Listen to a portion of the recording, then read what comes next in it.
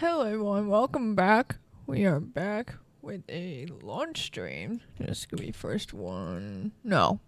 Second one I've done.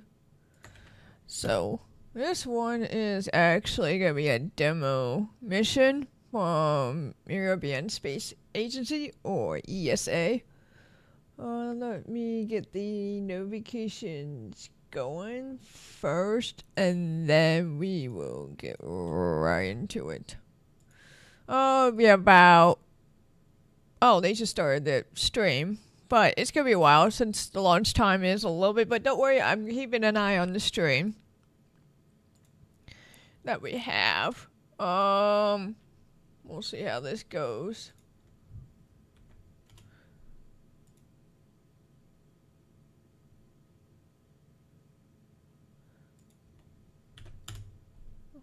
Why am I getting pinged in here?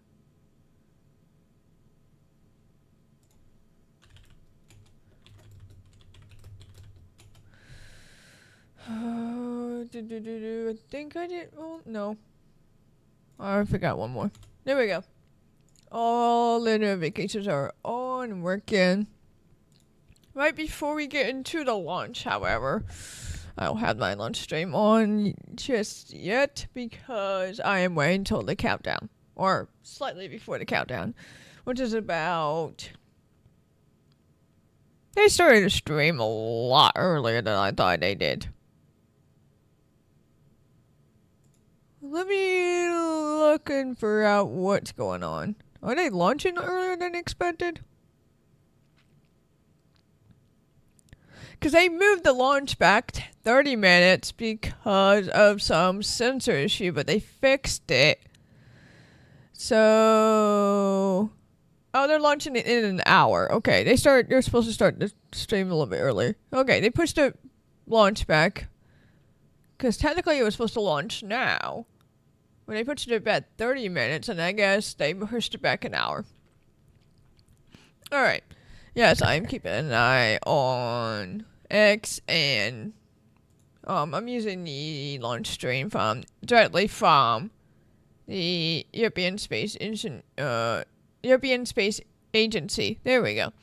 But first, what is Ariane 6? This is the successor to the Ariane 5. So, Ariane 6 has two different versions. One is called a 6.2 and 6.4. The one that is launching to, I think, is a 6.2. From the looks of it, it does look like a 6.2. Yeah, it looks like a 6.2. So, 6.2 is a 2 solid rocket booster launch. And 6.4 is a 4 solid rocket booster launch. So we have 2 solid rocket boosters. You have the first stage, second stage, and then the payload part of it. So, so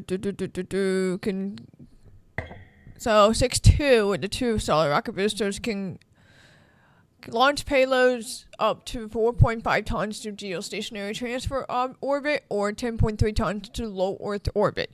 With 6.4, it can launch up to 11.5 tons to geostationary transfer orbit and 21.6 tons to low Earth orbit. 60 meters tall, about 900 tons when launched with a full payload. That includes fuel too. So, there's a bunch of contractors in this that built this rocket. So they can launch both heavy and light payload with a wide range of orbits, depending on what the needs of the payloads and stuff are, and stuff like that. So it can carry. Well, we'll get into the specifics. But it can carry satellites, scientific equipment, observation data, and other stuff like that. So 3 stages, main, upper stages, first stage, second stage, payload is what I call it. But they call it slightly different than what we... This is European terms, then it's slightly different than the American term. So European terms call this the main stage, the upper stage, and then the fairing. Because the fairing stayed the same at least.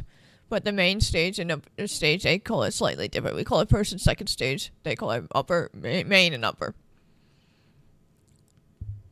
So, solid rocket boosters, like I stated earlier, and the main stage are gonna start ignition. When the ignition starts, the solid rocket boosters they cannot be cut off whatsoever. Once it lights, it'll go until there's no solid rocket fuel left. The liquid stage, which is going to be the liquid part of the main tank, is rocket fueled Vulcan 2.1, which is an upgraded engine from the Ariane 5. And these solid rocket boosters are P120 Charlie. Yeah. So it is fueled by cryogenic liquid oxygen and hydrogen, which means it is very, very, very cold. I believe it's negative 200 degrees for both, or less than that, roughly. But it is extremely cold, very cold. Hydrogen's a bit temperamental, though, meaning it is hard to control the limits of hydrogen, which we already seen with the SLS rocket issues. Because hydrogen molecule is very, very tiny and it can escape if everything is not sealed properly.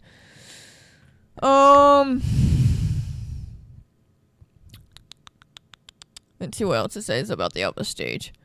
Liquid and hydrogen, which we already know. Will burn multiple times to determine, so that it has the ability to shut down and reignite. After that, it is not reusable, by the way. None of these are reusable. These are going to deorbit into and burn up in the atmosphere. Then we had the fairing. That splits into two to help release the whatever. It could be like I said, it could be satellites and stuff, or other type of payloads that they might send in the Ariane 6. It can be housed in there, and will detach from the second stage, and then eventually gets into its proper orbit. Then we have the launch zone, which is going to be in French Guiana. Which is one of the European spaceports. It's only 4 kilometers west of the Ariane 5 launch site. So they made it a whole completely new launch site for the Ariane 6 rocket. Do we really need to know? It's a spaceport in French Guiana. That's what it is. There's the launch pad. The launch pad extends 28.5 meters below Ariane 6 and is about 200 meters wide. Filled enough concrete. It has concrete, steel deflectors, and exhaust tunnels. It does have lightning protection masts, which is these big, tall steel telephone tower looking things. Those are actually lightning protection masts in case of the lightning, and it will just attract it instead of hitting the rocket itself. Then you have the water tower for sound suppressing diluted systems as well. Let's see. Development started in 2014, and of course ESA is overlooking this, like I said, there's several contractors and whatnot. Hey Ham, is lightning such a danger? Actually, yes it is. If you look at, I believe it was Apollo 12 mission, when they launched, it wasn't raining or lightning at all, Ham, but there was several cumulus clouds overhead. So when they launched, it created an environment that was suitable for lightning to strike, basically, off of the rocket. Because the rocket So you have positive, negative energy.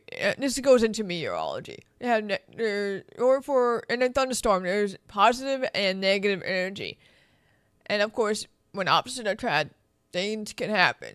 So, if I'm not mistaken, I believe.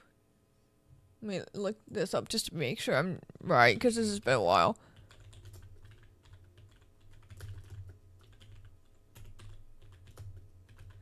So, I think it was in Apollo 12 mission where. See.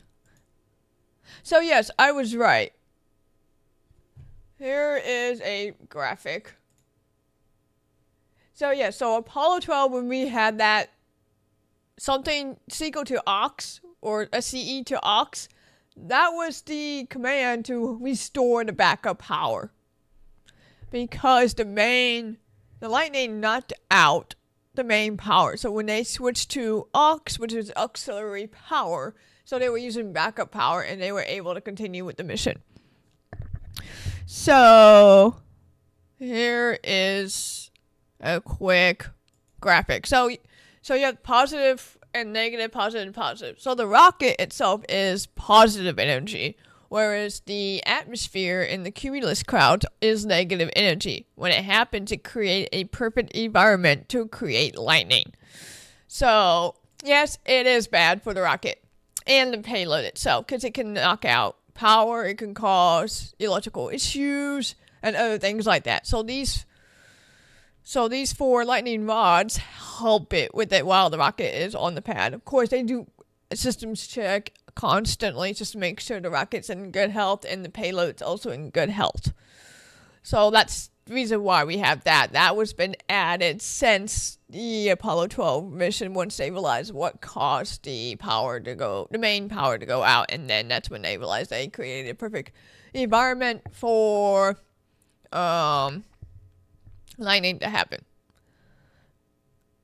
Yeah, basically that's how that kind of came out to that, and that's why every launch they have to look at the cloud coverage, and of course the risk of rain and thunderstorm. They can launch in the rain. It's just that they have to be very, very careful and trying not to create an environment for lightning to happen. So that's why rain is kind of a little iffy. If there's rain, there's usually a good chance that they can create lightning from it because of the cloud coverage. So they have to be very, very careful. And it also depends on what type of clouds. Like I said, cumulus clouds are the ones that create the environment for lightning. Other types of clouds, not so much. So I hope that answers your questions. And I know I kind of repeat myself and whatnot just to help with the points and stuff. So I hope I made it clear. Okay, good. But yes, so Ariane 6, they do have their own launch site and whatnot.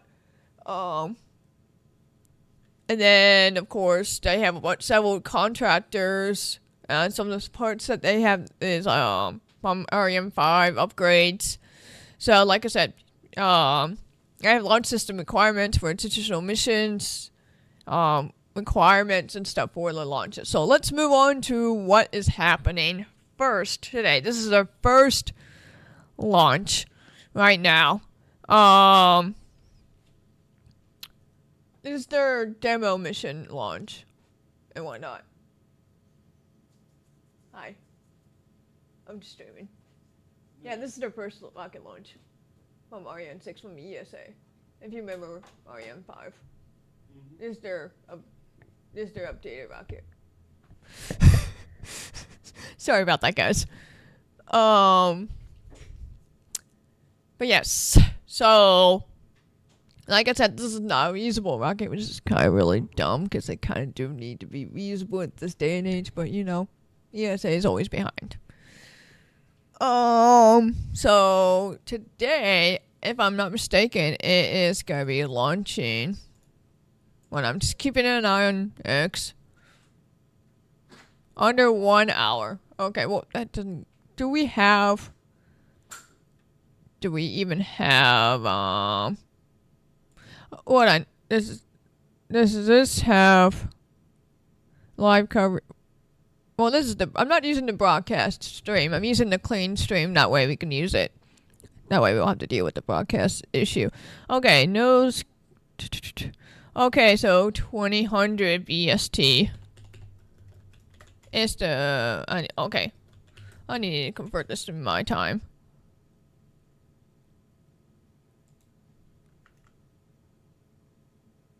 We're not in. No, we're in.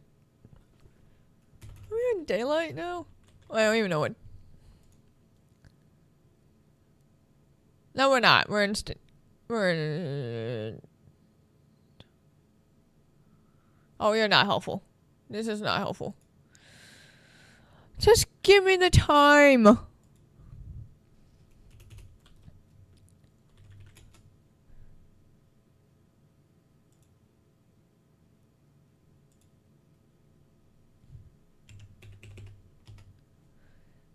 So, 2000. Okay, this is really not helpful. Sorry, guys. Just give me 1 second. I'm trying to. Okay, that is not what I want you to do. Stop it. So it looks like it is going to be 40 minutes from now. Okay, there we go. At least we figured that out.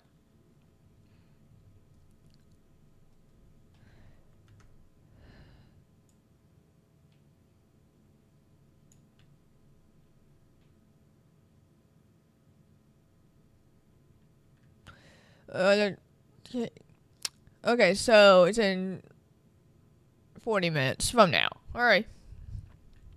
At least we got that sorted out. Alright.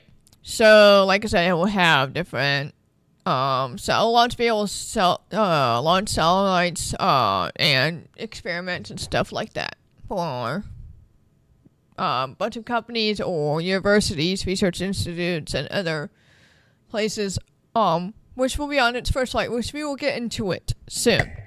So, they are going to be able to launch while keeping the cost down, even though they're not being usable, so it's not really that cheap, but, you know, that's just me. So there'll be various missions launching on the first flight from 9 countries and dozens of organizations. Like I said, this is a demo flight. It's not an operational flight yet. But they're launching it just to see if they can do this properly. These are all the possible. This is not the current payloads on the current flight right now. These are all the possible missions I may be able to do. So one is a single launch payload, auxiliary payloads, dual launch payloads, Galileo mission. That's going to be, I believe that's NASA's and ESA's contracting on the Galileo mission. They will be able to launch that, but that rides on the success of the Ariane 6 launch today. And future launches as well. And we have heavy low Earth orbit missions or very, very heavy payloads that you need a lot of boost to be able to launch it. Then we have large scale science satellites, constellations, and microsat constellations for satellites. What are we doing today? That's what I want to know. Oh yeah, that's right. I just saw it earlier what they're launching. What the payloads are today. Let me find it real quick over here, because I kind of zoomed ahead. Okay. Do we have okay, there we go. The list of payloads. So we had the Bikini demo spacecraft. We had the Space Case SCX-01 spacecraft. Korean 1 satellite. 00B Cube satellite. The Cat-4 satellite. Curry Alpha/Bravo satellites. GRBB ETA satellite. ISSAT-1 satellite, Robusta 3 Alpha satellite, and Replicator satellite. That are all in the fairing right now.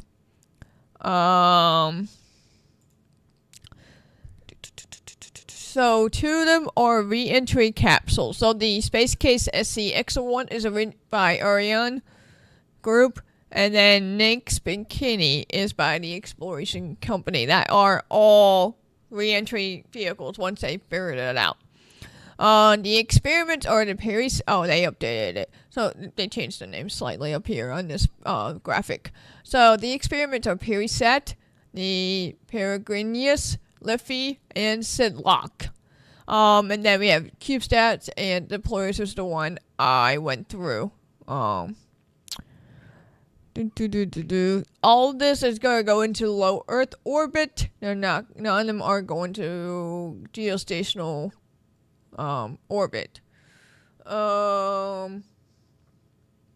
We have a. This is an instantaneous launch window, which means that if they cannot launch at 2000 BST, it will have to recycle and launch tomorrow. It will not be able to recycle the same day because it takes 2 hours to fuel this vehicle. Okay, so it has. So the engines are Vulcan 2.1, which is from the Ariane 5 upgrade. Okay, I am going to see if there's any more launch updates from ESA.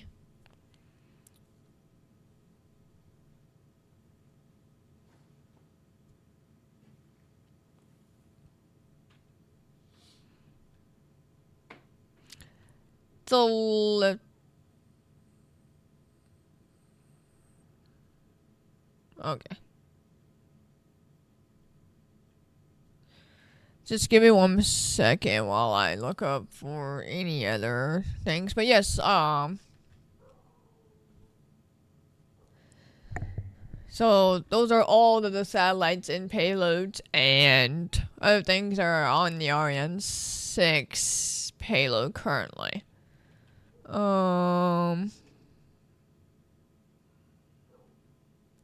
Like I said, I'm keeping an eye on the stream. I know I kind of started the stream an hour early, but that's because I want to make sure everything is good and sort it out. And just checking to see if everything is good to go on this. So it's precursor to Ariane 6, which is Ariane 5. It had a 96.7 success rate with a couple of launches that kind of failed. So I'm kind of hoping the record for this is much better. So, yeah. This is the first time they're launching it, so I'm kind of expecting it something. As a first launch. I don't think they did any test launches, to my knowledge. To my knowledge, I don't think they did any test launches. And of course, some of the stuff has been upgraded from Ariane 5, which means it isn't always going to be perfect. But I do hope it will. I hope it goes. The launch actually goes, because it's a good thing for launches to go. But as a first flight, there's a good chance things are about to go wrong, because it's a new vehicle for ESA 1, and 2, they haven't tested it launching it yet. So I'm hoping things go well in this thing. So they are just doing this.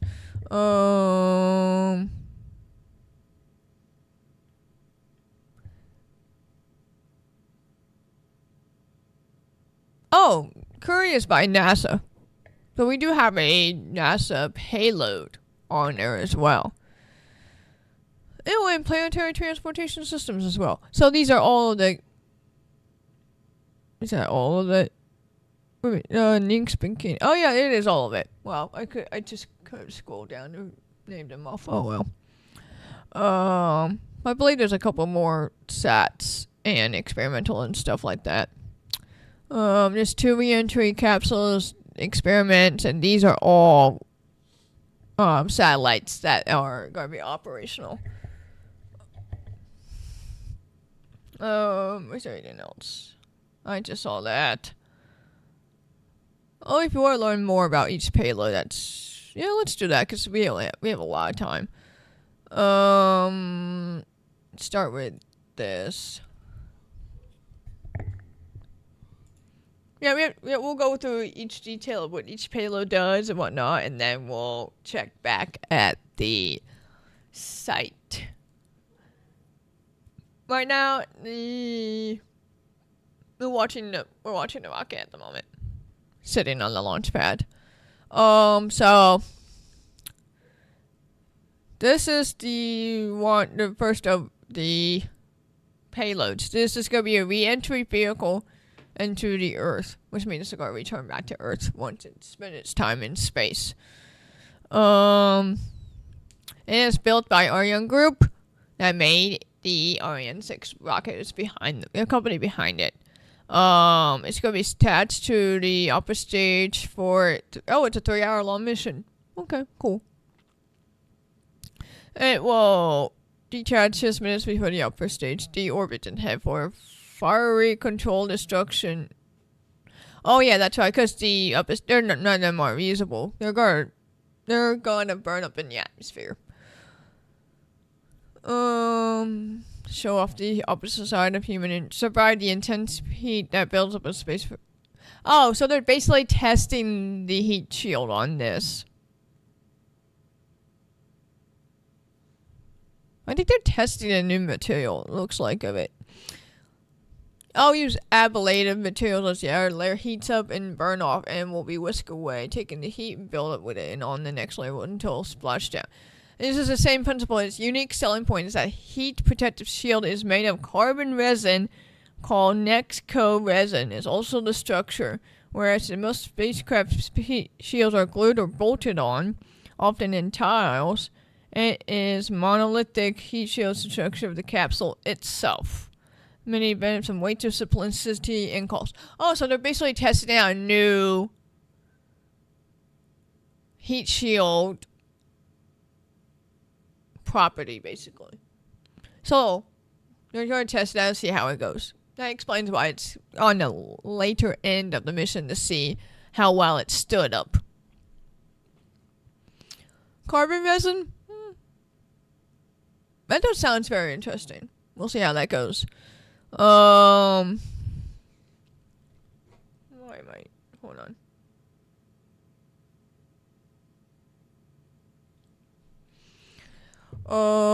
So to feel the heat. So once it detaches from the Ariane 6 upper stage, it will already start to feel the heat with temperatures outside reaching 2,400 degrees Celsius.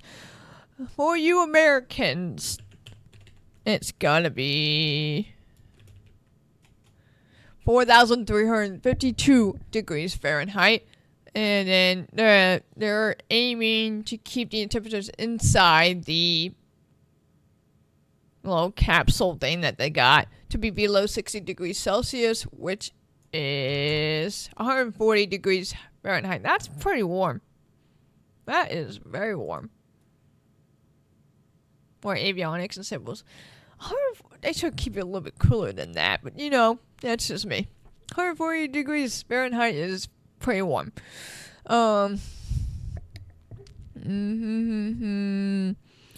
So they're trying to test it out, see if we can do Mars and Moon and return with re-entry speeds greater than 40,000 kilometers per hour.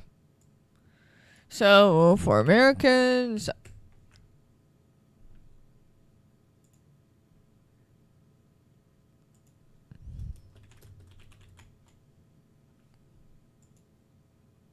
what is it? 40,000? 40,000. That'll be 24,854 miles per hour. Coming from Mars or the Moon.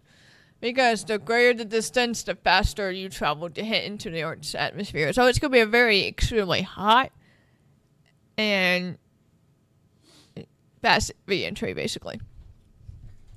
And then, because of the fast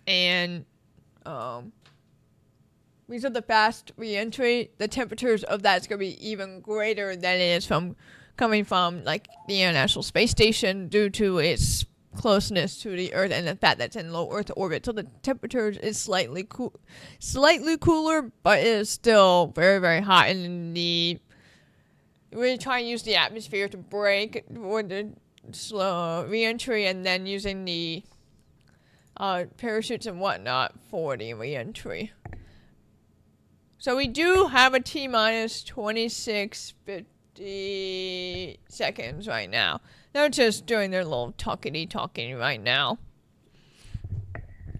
So the re-entry is gonna be very fast if they're coming from the moon and Mars. For the Apollo program, if I remember correctly, this has been a long time.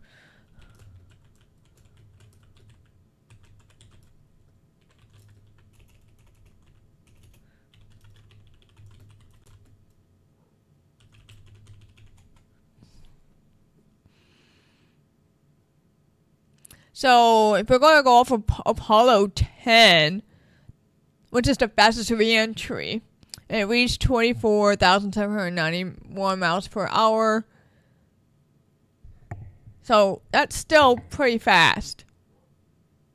That's the fastest re-entry that was recorded by Apollo 10. But the average re-entry velocity was about 24,545 miles per hour. That's average of all the Apollo missions. Still pretty fast. So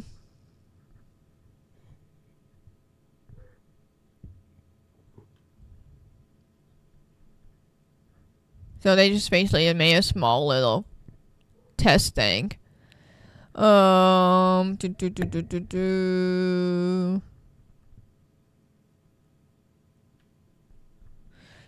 they have avionics recording inside, recording heat shield temperatures and trajectory data. There are no parachutes on it or no intention to recover the hardware. That will be for a second mission. Oh, so they're just basically collecting data from the satellite, through the satellite, and having the satellite send the information to the team. So they're basically planning on breaking this thing on the first one.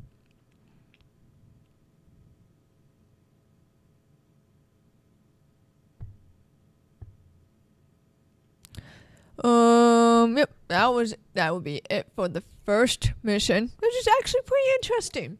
I actually am pretty curious about this one. Nick's Bikini.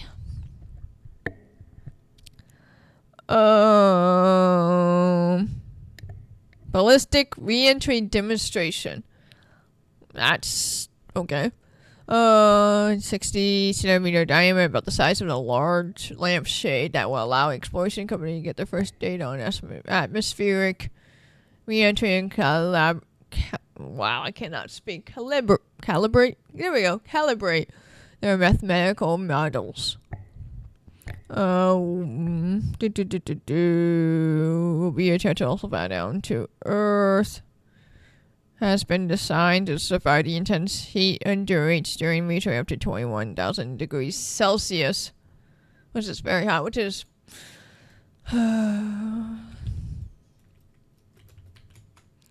that's 3,812 degrees Fahrenheit. I'm trying to figure out what it's actually for. So they're basically testing. Oh, so they're basically fixing their data for their models. Okay, sure. Hardware is not designed for space. For example, the avionics hardware for the SpaceX spacecraft brain has been taken from the drone industry and not qualified to withstand the radiation it may receive in space. It will last 3 hours. The risk of serious failure is low, and using established hardware for Earth as a way to reduce. Okay, fine.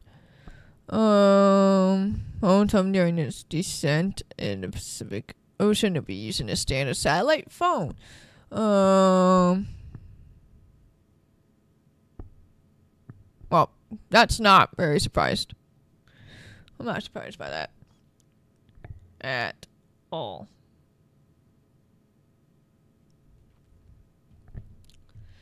Oh, it's an uncontrolled capsule, so in order to prevent that, it tumbles and re-enters its heat shield backwards. Three flaps will force the bikini to re-enter with the heat shield forward. So it's basically uncontrolled re-entry, so it's going to be tumbling a lot. The technical solution bears more risk, but it's cheaper than... Oh, okay. So they're not using thrusters, they're using flaps. We will get another in the mission. Will fail. So, they're trying to... This is for the European reusable space capsule, which they're trying to fix them. Though we're kind of way ahead. Like I said, ESA is a little bit behind on space technology and whatnot, whereas we're sort of advanced on that. I say sort of because it depends on how you look at it. Whether you look at SpaceX or NASA or Boeing. Like I said, it depends how you guys look at it.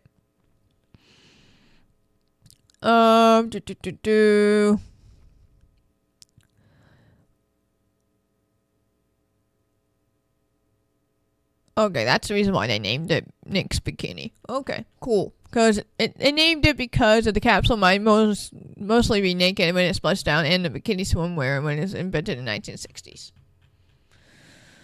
So that will be it for those two re-entry capsules. This is more interesting to me than that. Then we have the experiment PeriSat, which is a physics in space after school.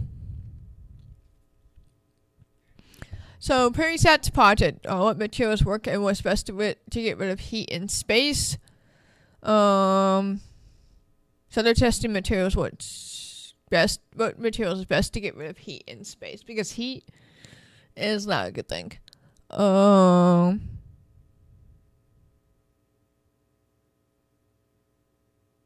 So aged between 15 to 25 years, non-adults have built a PeriSat experiment flying on Ariane 6 on their own during their free time. Metal radiators, 8 square plates and just 4 centimeters wide, are being tested to see how they function as space radiators. The plates are chosen to test a wide variety of properties such as the material itself, color, and how they react to being heated and cooled as they fly through space on the Ariane 6 upper stage in just under 3 hours. Temperature sensors attached onto each plate. It will have its data beamed back to the ground control to analyze to provide real-life readings of the black body radiation. Radiation is not good for you. The experiment is allowing the club to test and verify Stefan Boltzmann's law of thermal radiation that was discovered in 1884 and models show how an object absorbs and radiates heat. This is actually pretty good. That's pretty cool. Experiment.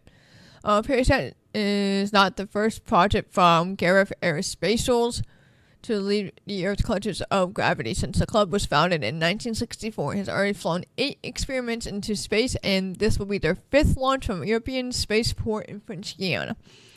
This experiment is the first that was completely developed and built within their clubhouse in Paris. From the initial design to the mechanics and electronics and software, all the way down to the soldering of the materials, everything was made by the members of the Gareth Aerospatial after school. This will remain attached to the Ariane 6 upper stage. The upper stage has a mission of its own to fly multiple satellites, including re-entry capsules.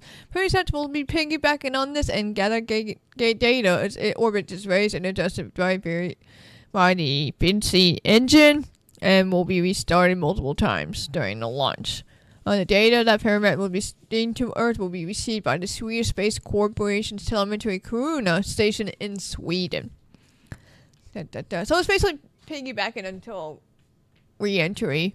Well, technically burning up in the atmosphere. Let's see. Ignore that. This is about 17 minutes and 50 seconds till launch. Next is the Peregrinus experiment. It says experiment vessel born Ariane 6 developed by high school students and St. Peter's College in Brussels and the Institute Valley. I am sorry if I'm butchering this. Valley in Belgium. The science mission goes into an orbit is to measure the correlation between the Earth's magnetic field and the intensity of hard X-ray and soft gamma radiation. Oh, I can't even. Like I said, I'm sorry if I'm butchering the names. The experiment is named after Petrus Peregrinus de Méricourt, a French medieval scholar who studied magnetism and unusual for his time favored an experimental approach to studying the natural world as opposed to a philosophical one. So this will be orbiting around the Ariane 6 at an altitude of 580 kilometers. Peregrinus will provide data on the impact of solar activity and levels of radiation in the Earth's magnetic field. Better understanding of this area helps assess radiation risk to astronauts on the moon or en route to Mars, which is very important. Radiation detector is the first sensor X107 encapsulated photodiode and converts hard X and soft gamma photons into electrical signal and is compatible with the 5-volt circuitry. Is the Indium communications module that Peregrinus uses to downlink its findings. The Peregrinus will count photons in the 2-30 keV range over the 1 second interval, while also measuring the strength of the Earth's magnetic field using the 3D magnetometer on the LSM-9DS1 inertial measurement unit. The data obtained over a 10-second time interval is then transmitted to the ground through the Iridium satellite network.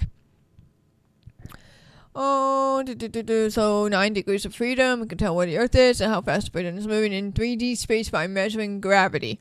The magnetometer can determine where the magnetic north is, and a gyroscope will measure the upper stage spin and twist. All this data is compressed to save space and transmitted to the ground via the Iridium satellite network.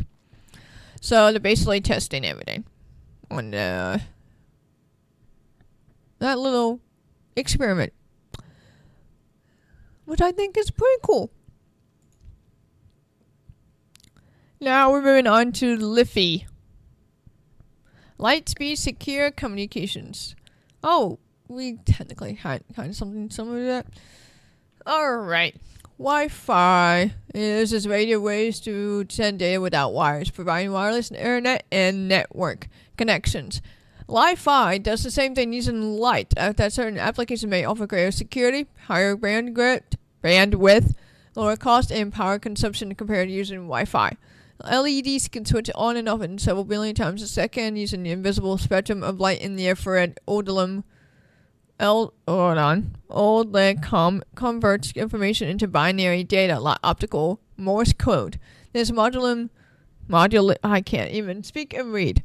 This modulation occurs so quickly, more than 10 million times a second, that the eye cannot perceive it. Our experiment will confirm that this technology can also be used under space conditions, where space missions Li-Fi technology allows for ultra-secure and interference-free wireless connection and significant weight savings by eliminating radiation-resistant space-grade cables. And it is an important step forward for the intra-satellite communications. We kind of did our own. NASA kind of did their own little laser test earlier, but this is slightly different. Just slightly. They're just testing to see how well it would communicate. We use laser. This is using Li-Fi technology to be in the space system thing to test how well the communications are going to be. Alright, Sid Lock. I'm going to do a double check, see how everything is. Okay, 20 minutes to left off. There's a weather update. No lightning risk. Winds at 35 meters and coastal areas are southwest 2 to 3 meters per second. Altitude winds are acceptable throughout the launch. Want to know all weather criteria graded? We are go for launch. Woo! That is good news.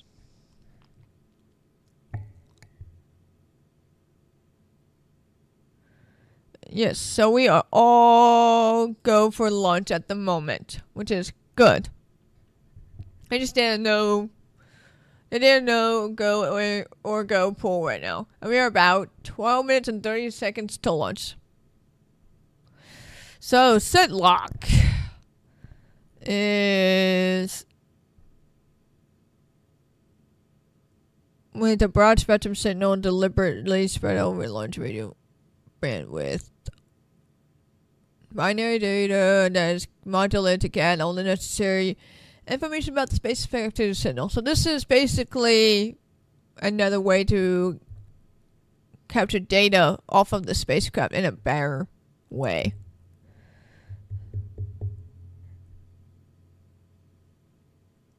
Fast identification of spacecraft, space system capacity, and reliability. Early pre-orbit functionality and immediate post-deployment activation as well. The end of mission disposal solutions. This is to deal with those issues. Oh, they're basically recognizing issues and gathering data of those possible issues. Interesting. YP set. We're going to try to go through this real quick. This will be remain attached to the Ariane 6 upper stage. It is built by the ESA's newest space recruits. Ooh, nice. What does this do?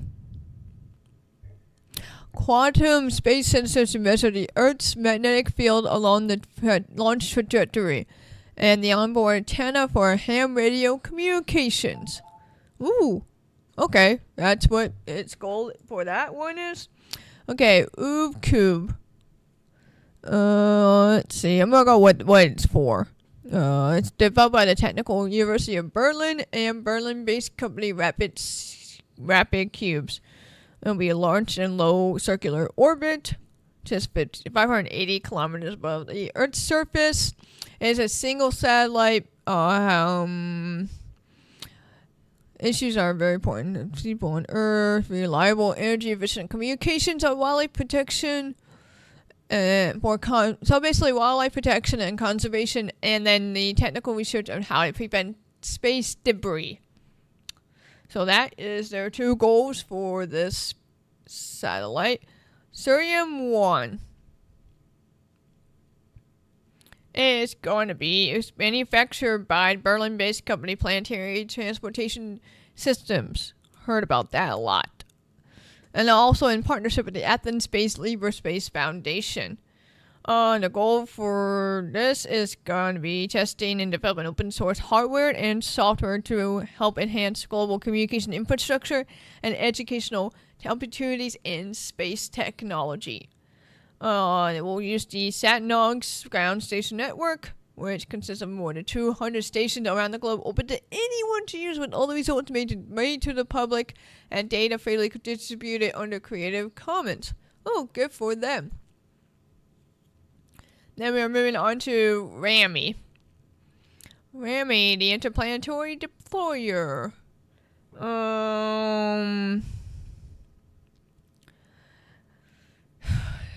It's designed to transport 4 capsules in space, construction of robust lightweight material. They can accommodate up to 12 units of the CubeSats and 24 kilograms, while its own weight remains under 13 kilograms without satellites. So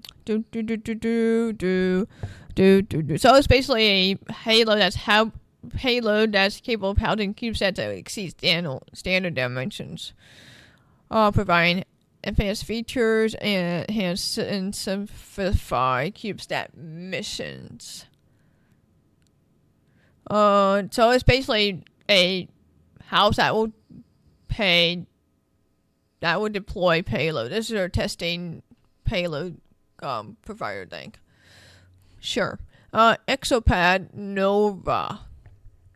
We're about 8 minutes till launch right now. We'll carry 4 CubeSats into space. Will be placed on the upper stage payload adapter. 14 kilograms. That's pretty light. Satellite designs. So they're basically deploying 4 CubeSats. Okay. It doesn't go into specific what the satellites are for. It is stacked. Do, do, do, do, do.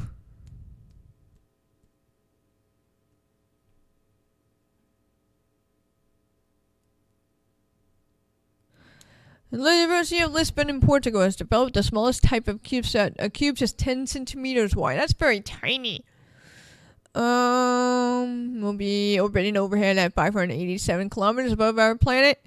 And, has a had to tend to monitor aircraft for a whole year once launched from the Ariane 6 upper stage. So there's just monitoring this little thing, how well it goes around space for this thing for a whole year. Interesting. 3 Cat 4. Reflecting on Earth. It's an Earth observation CubeSat developed by the Universitat Palentinis. I'm butchering it. Don't come at me. I know I'm butchering it.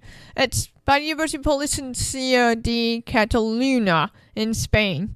And was selected by ESA Education's Flyer satellite program to fly on the Ariane 6 first flight. It's been developed by graduate and undergraduate students.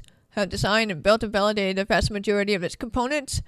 Conducted complex analysis and planned and performed test campaigns and specialized equipment for several students. Primary goal is to educational train a group of students in techniques and methodologies involving in flying a space mission while conducting intelligent teamwork and a real sense of responsibility.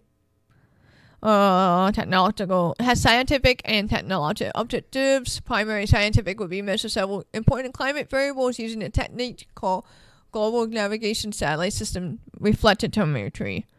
So they're basically, and then there are also going to be remote sensing capabilities, L-band radiometer that detects radiation as well within the Earth.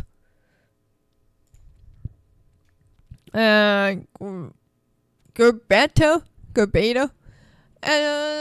astrophysics mission for this. The test bed for a range of new technology that will be vital for future constellations of the GRB detecting satellites and other CubeSat missions. Gamma ray bursts, eventually electric explosion that have been observed in distant galaxies. So they're basically detecting gamma radiation. That's very interesting. Yep. Gamma burst detector.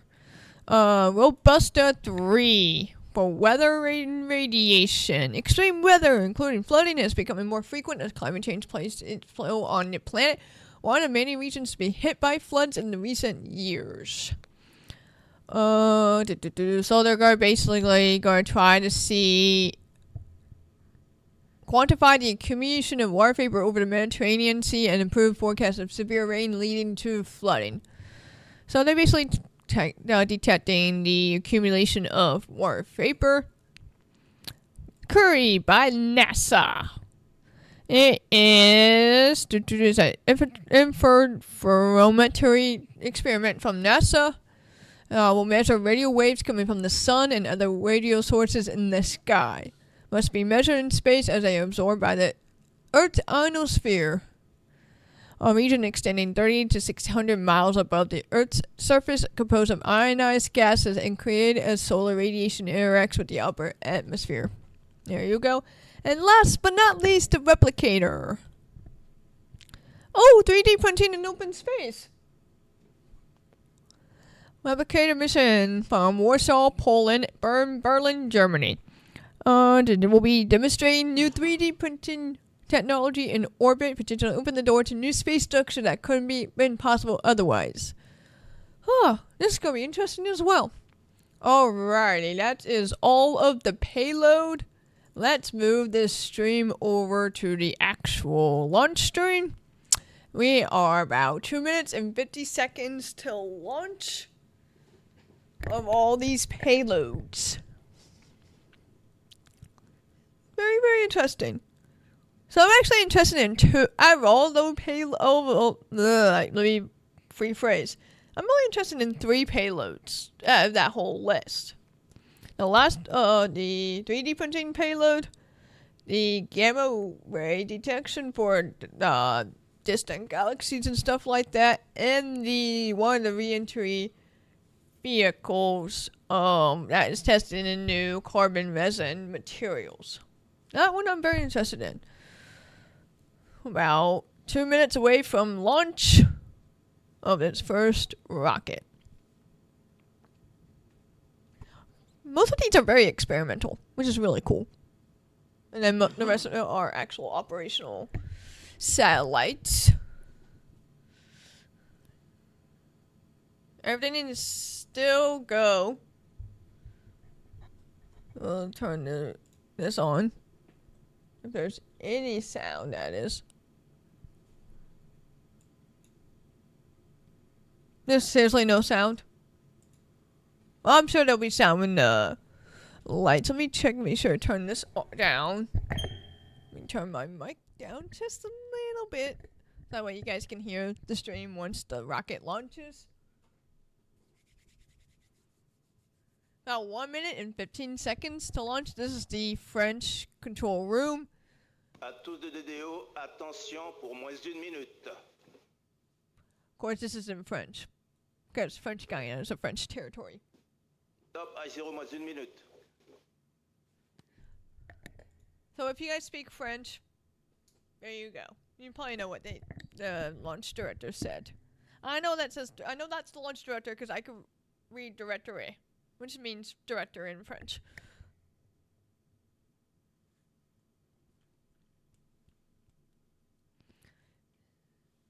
Well, 35 seconds.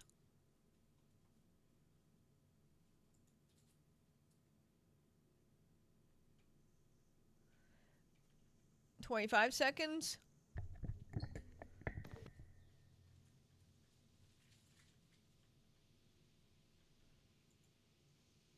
À tous de DDO, attention pour le décompte final. 10, 10, 9, 8, 7, 6, 5, 4, 3, 2, 1. We have ignition. Top. Ignition. Allumage de And VSR, we have décollage. liftoff. We're lifting off. Oh, come on, Feed. You follow the rocket. Thank you. Just follow the rocket. Ooh. Solid rocket boosters are... Like I said, it's gonna burn up until there's no solid rocket fuel left. Pression nominale. You can kind of hear the... Trajectoire nominale. Oh, there's a bunch of people watching, of course. You can kind of hear the rumbling from the rocket. It's not great. Their speakers are not that great. Not as great as we Pilotage calme, do it over trajectoire here. nominale. So they should be reaching max Q here shortly. If not, when it reaches max Q, they're gonna go for throttle down and then get to max Q and then get into orbit. Trajectoire nominale, pilotage calme.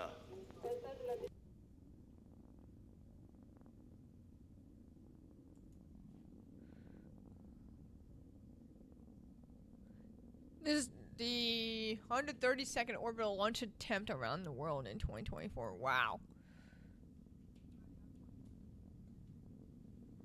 Trajectoire nominale.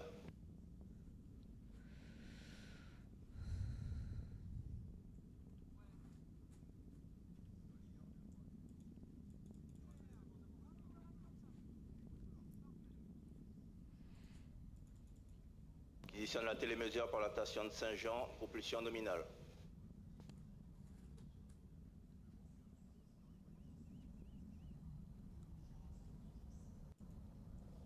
So far, everything's looking good. From the looks of it, I think it went. Trajectoire nominale.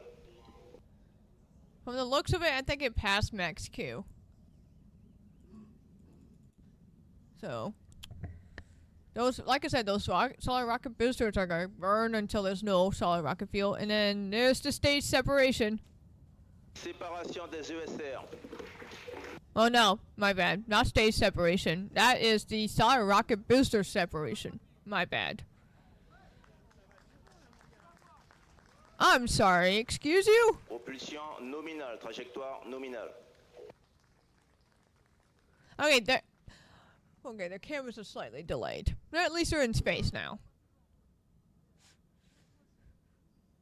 Okay, next up should be the stage separation. The first stage, and then the second stage should be Miko, then stage separation, then second stage light up. Here comes the maybe.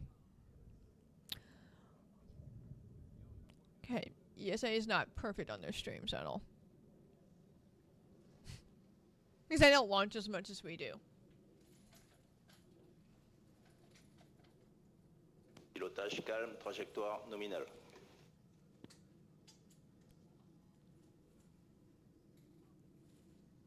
What is up with this broadcast, ESA?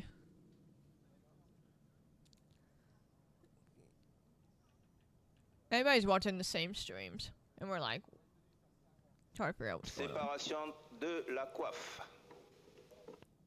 And we no longer see the rocket. Oh, there we go. We're in the dark. Stop showing the sky. Okay, yeah. Why did you go to this in the first place? We'll do the old Russian rocket telemetry. Was that the fairing? Was that the payload fairings that just separated? Trajectoire nominale, propulsion nominale. So for everything is nominal, so for recording, that was the payload fairings that detached. Okay. So I guess I'm wrong because they changed it slightly different for the Ariane 6. So they did station the boosters, payload fairing are being jettisoned. Trajectoire nominale, il reste moins de Then 3 I'm minutes de assuming this is propulsion going to du be Vulcain. the separation.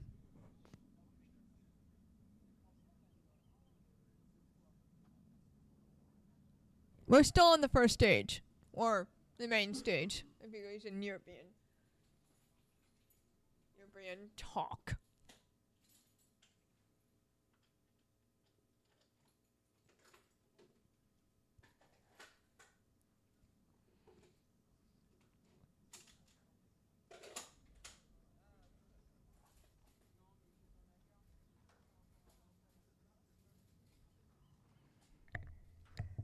Propulsion nominale, trajectoire conforme à l'attendu. After the second stage separates from the first stage, it'll be good. We'll talk a little bit more about what happened, and then we'll end the stream from there because Il reste moins de 2 minutes we'll de get more propulsion du information Vulcain. from them later on about their stuff. Because I'm not going to be sitting here for 3 hours watching this fly around.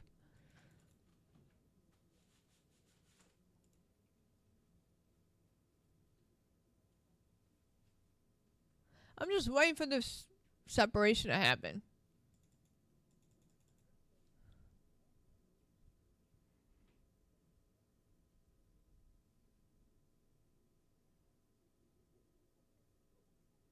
At least it's still picking up speed, but I don't like the altitude.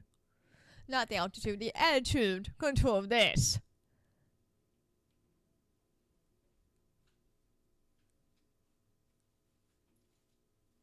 It's literally almost straight up and down, which is not... That does not look right at all.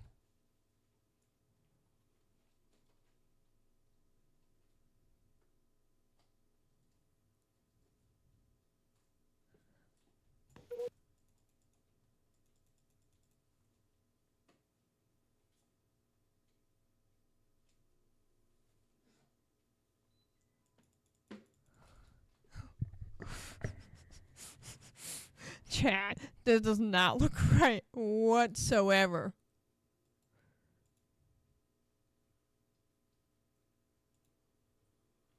You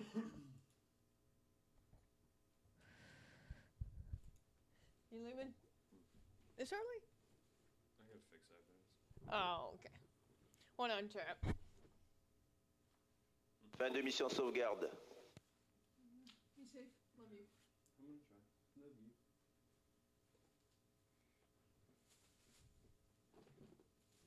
I'll text you how. Extinction du moteur Vulcain.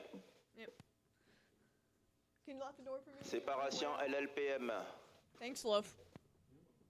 Oh, there we go. Second stage. Finally.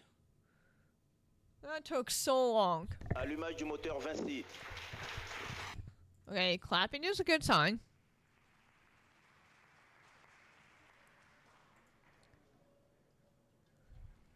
That is a really good sign. Oh, there's the separation. Finally. Propulsion nominale. We're at 8.5. We're like 8.5 minutes in flight. They separated it. That seems a lot. I get that. Certain things are how they run things slightly different.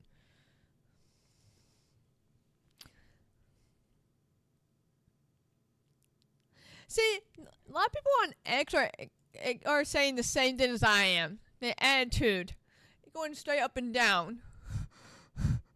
I don't think it was.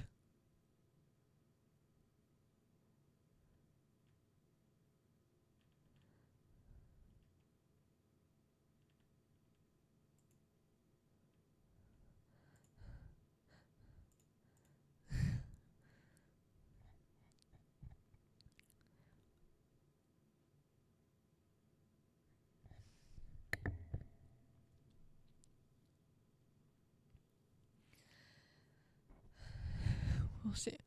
So far, the second stage is still lining up. I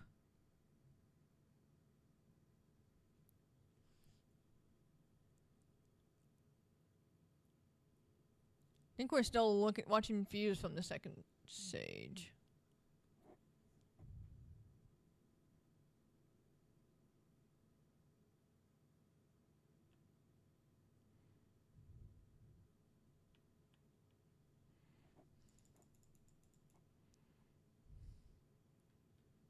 I'm still looking at the thing. Oh, I gotta go fix my thing. Oh well, that's fine.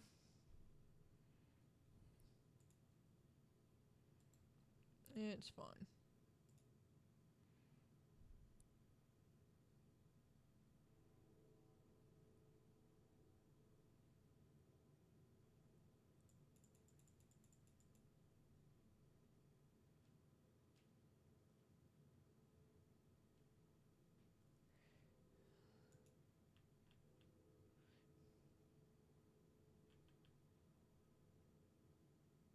They did a squeeze payload so that they wanted to get high cosine losses and ensure burn to depletion to improve the vehicle performance. Oh, that might be why the stage separation might be later than expected. I mean, this is a demo mission, so it's understandable that they want to test everything at one launch. That makes more sense.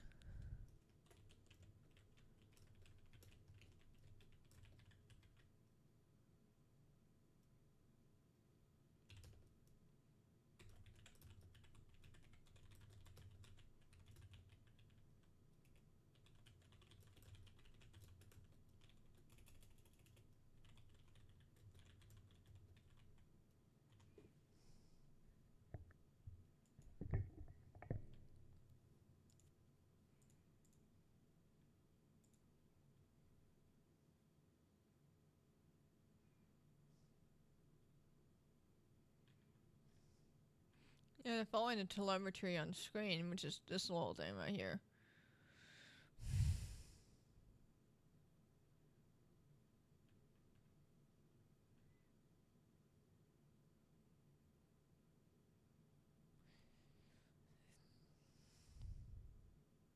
We're around 12 minutes after launch.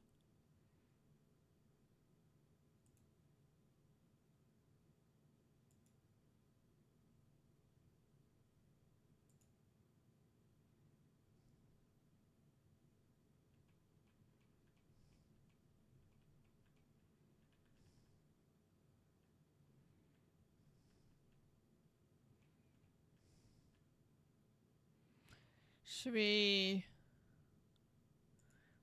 sort of closer.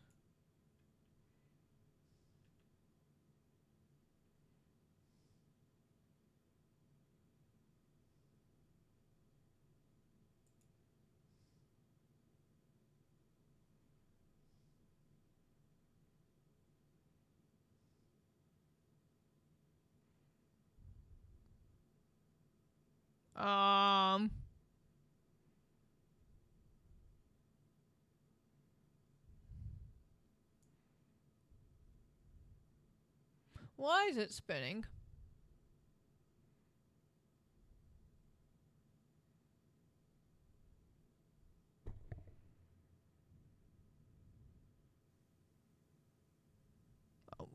Don't take it away from the freaking thing.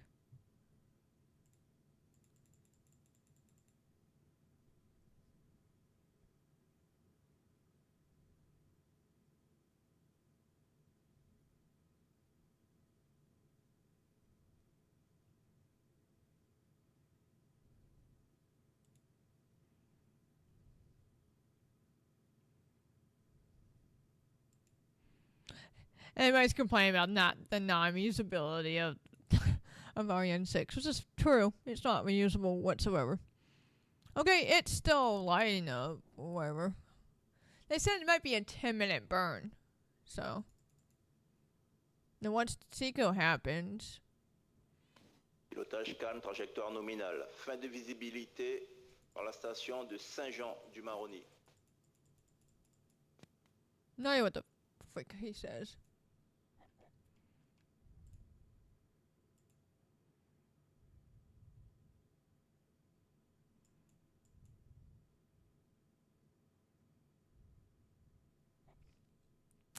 So green is projected trajectory. Yellow is the actual trajectory. So far, it's still following their expected trajectory.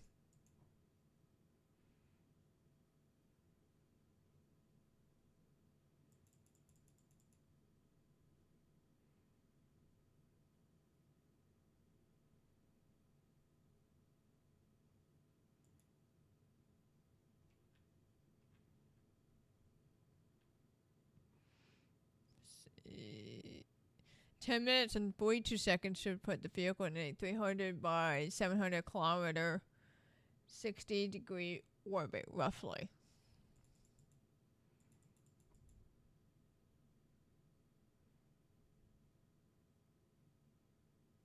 It's still burning.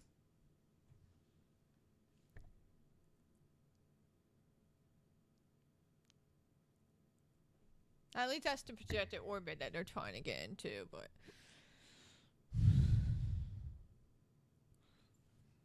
we shall see.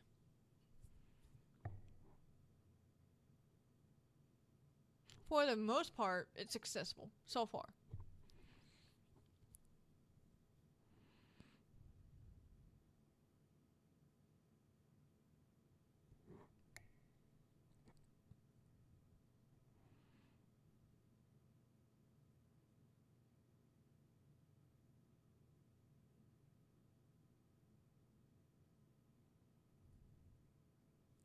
Going there, animation does spin a little bit.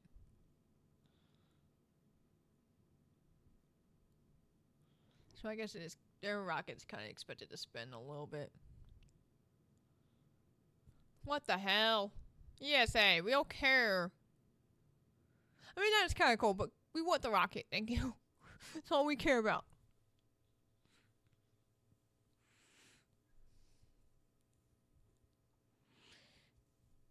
And I'm assuming the animation is based off the rocket's data so far.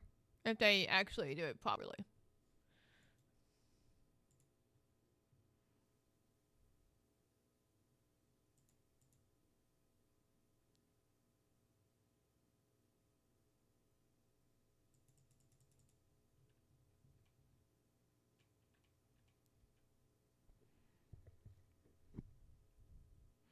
People are still looking closely with the second stage performance.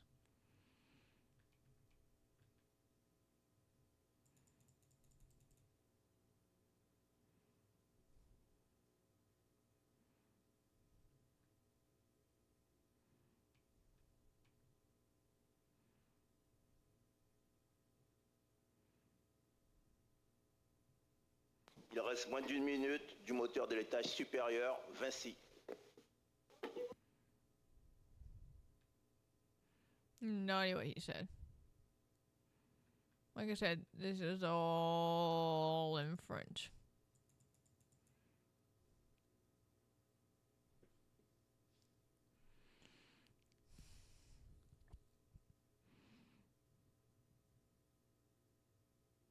The camera system's not that great.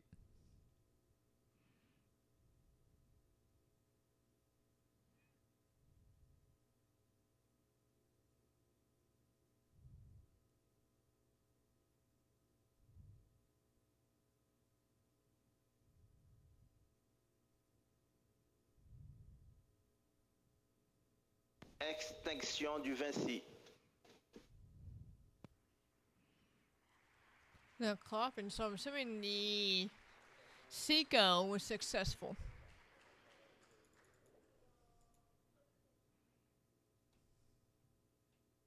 Propulsion nominale.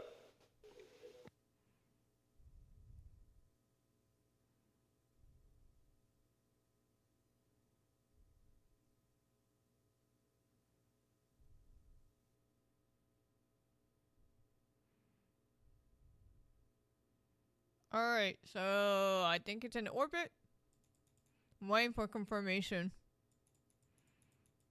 Seiko has been successful, which I kind of figured that out. Which means it is in orbit.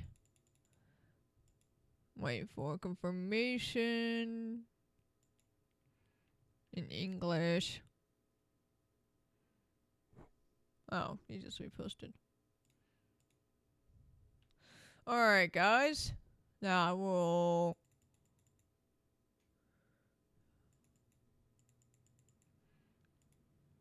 Did you make any more posts?